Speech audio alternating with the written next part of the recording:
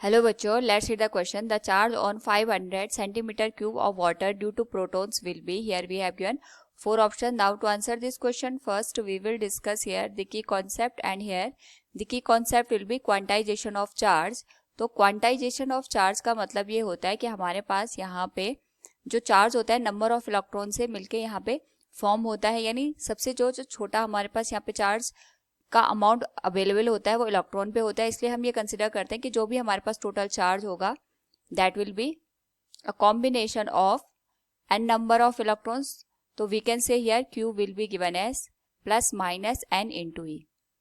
N number of electrons या protons को indicate करता है क्योंकि प्रोटॉन और इलेक्ट्रॉन पे सेम चार्ज अवेलेबल होता है। ई is 1.6 into 10 raised power minus 19 coulomb and Q is the total charge। Question के अकॉर्डिंग हमें यहाँ पे 500 सेंटीमीटर क्यूब वाटर में प्रोटॉन की वजह से जो चार्ज अवेलेबल होगा उसका अमाउंट बताना है। तो सबसे पहले अगर हम यहाँ पे देखें तो 500 सेंटीमीटर क्यूब हमें यहाँ पे 500 या ml के बराबर होगा, जिसको हम लिख सकते हैं 500 ग्राम, या हम यहाँ पे ये कह सकते हैं 500 centimetre cube will be equal to 500 gram.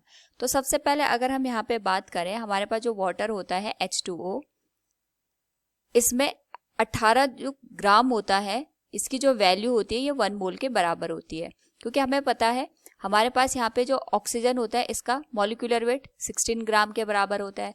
Hydrogen का यहाँ पे 1 ग्राम के बराबर मॉलिक्यूलर वेट होता है, क्योंकि 2 हाइड्रोजन यूज हो रहे हैं तो टोटल 2 ग्राम ही आ जाएंगे। तो टोटल हमारे पास वाटर का जो एक मॉलिक्यूल होता है उसका जो वेट होता है वो 18 ग्राम के बराबर होता है, जिसको हम यहाँ पे 1 मोल कंसिडर करते हैं।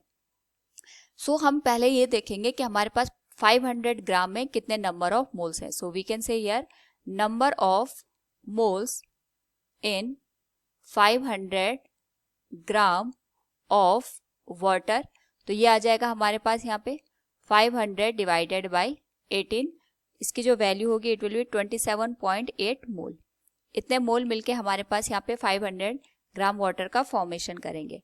एंड वी नो दैट यहाँ पे एक मोल में एवोगैड्रो नंबर के बराबर मॉलिक्यूल्स अवेलेबल होते हैं। So we can say number of molecules in 27.8 mole of water that is H2O। तो ये आ जाएगा हमारे पास 27.8 इंटू एवोगैड्रो नंबर, जिसको हम यहाँ पे रिप्रेजेंट कर सकते हैं 27.8 इंटू 6.023 इंटू 10 रेज़ पावर 23। इसका जो अमाउंट है ये आ जाएगा 1.67 इंटू 10 रेज़ पावर 25 के बराबर। इतने नंबर ऑफ मॉलिक्यूल्स हमारे पास वाटर के अवेलेबल होंगे 500 ग्राम में या 27.8 मोल में। एंड वी नो दैट यहाँ पे अगर हम बात करें वाटर की, तो वाटर का यहाँ पे एक मॉलिक्यूल अगर हम कंसिडर करते हैं 1 मॉलिक्यूल ऑफ वाटर, इसमें जो नंबर ऑफ प्रोटॉन्स होंगे अगर हम इनको काउंट करें तो we can say here oxygen का एटॉमिक नंबर 8 होता है टोटल, यानी इसमें 8 इलेक्ट्रॉन और 8 प्रोटॉन प्रेजेंट होते हैं। हाइड्रोजन का एटॉमिक नंबर 1 होता है। तो नंबर ऑफ प्रोटॉन्स अगर हम काउंट करें तो 8 तो ऑक्सीजन के पास हो गए, और यहाँ पे हाइड्रोजन के पास एक प्रोटॉन होता है, टोटल 2 हाइड्रोजन है, तो ये आ जाएगा 2 इंटू 1, ये हाइड्रोजन में प्रेजेंट है। तो टोटल हमारे पास यहाँ पे नंबर ऑफ प्रोटॉन्स 10 निकल के आ रहे हैं अगर हम वाटर का एक मॉलिक्यूल यूज करते हैं। So we can say number of proton in 1 molecule of hydrogen will be 10। So हमारे पास यहाँ पे टोटल जो मॉलिक्यूल्स अवेलेबल हैं 1.67 इंटू 10 रेज़ पावर 25।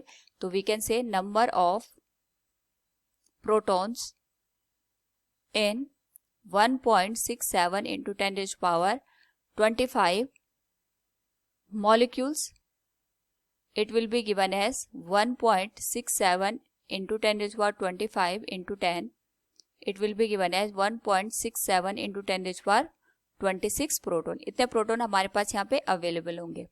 नाउ जो हमारे पास यहाँ पे प्रोटॉन अवेलेबल है इसी के करस्पॉन्डिंग हम यहाँ पे चार्ज की वैल्यू कैलकुलेट कर सकते हैं, which will be given as n into E.